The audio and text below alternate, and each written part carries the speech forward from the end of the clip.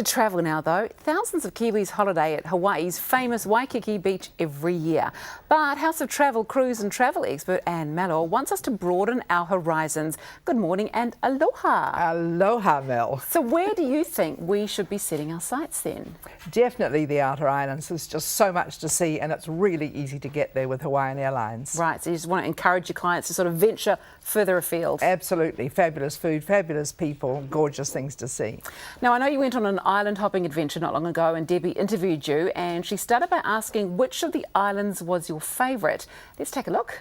I think my favourite is Kauai. No, I'm going to say, I don't know. It's a hard one because they're all so different, aren't they? I'm going to say Maui because I love the beach and the old historic town of Lahaina, and having a resort right on the beach at Kanapali is just so easy because everything's there. But I love the fact that you can go into a surf village and it's really kind of hippie, boho. You've got the windsurfers in Paia, and then from there further up the mountain where it becomes a different ambience altogether, sort of misty slightly, and an old cowboy town of Mokawai. And the cream puffs at the general store are something else. Oh my gosh, the vodka tasting was unbelievable on Maui at Ocean Vodka.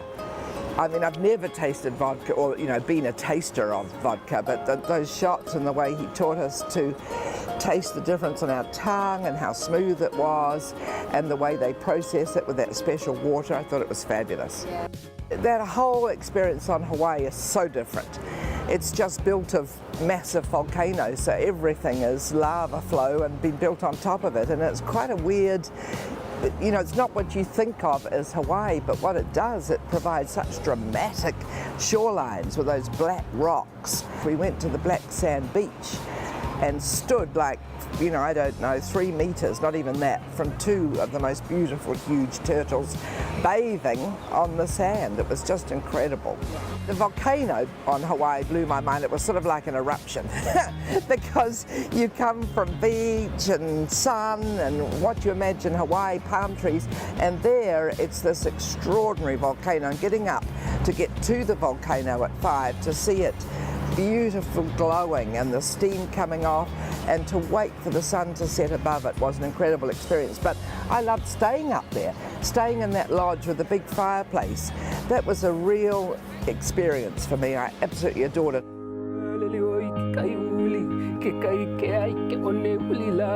I felt quite overwhelmed by the kahuna because his depth of love for the earth just shone through. He was determined that we should learn to have a sustainable lifestyle and that there's so much we can learn from the Hawaiian culture. Yet, being a young man like he was so insistent that it should be part of the modern world as well, so he wasn't separating it. And I think the fact he was 13 generations down from the first King Kamehameha really struck me. It was a beautiful experience. I love the Kauakea resort. I thought it was small, intimate, boutique, beautiful restaurant. But my real experience there was the massage, and the Lomi Lomi massage, again, handed down from generations. And it's all about balancing, getting a spiritual, emotional and physical balance, clearing out all the, muck. And I think from traveling, it was the best experience because I felt realigned again and refreshed. It was beautiful. It was my first flight that wasn't in a plane and I felt really, it was amazing, just not only the view but the experience of being part of it. Going along those long lines of coffee and looking out to sea, but to see it from above was extraordinary, and to wear those amazing goggles, yeah, incredible. I was thinking canyon, whatever, everybody goes on about the canyons, but yeah, we drove up in the convertible, which was fantastic. Hood down, singing, music blaring, stopped the car, walked up a kind of rough little path, looked over the edge and went, wow. There is no word I can think of other than that to explain it. It was truly gorgeous. I love Chinatown. I've been to Honolulu so many times before but never made it to Chinatown, and it's huge. I don't know, it might be 8 blocks, but so much going on. to be able to go into an acupuncture place with the old man there with his white coat and his abacus, taking us into the back room where he's doing cupping. You know, I thought that was amazing. That and the smells, the market, the fresh food markets. I mean, you felt like you were in the middle of China. Sunset cocktails, I mean, in Hawaii, wherever you are, a sunset cocktail is an absolute must, either at Waikiki Beach or in Kauai or in Hawaii, wherever you are. To watch the sunset go down these gorgeous islands is really an amazing experience.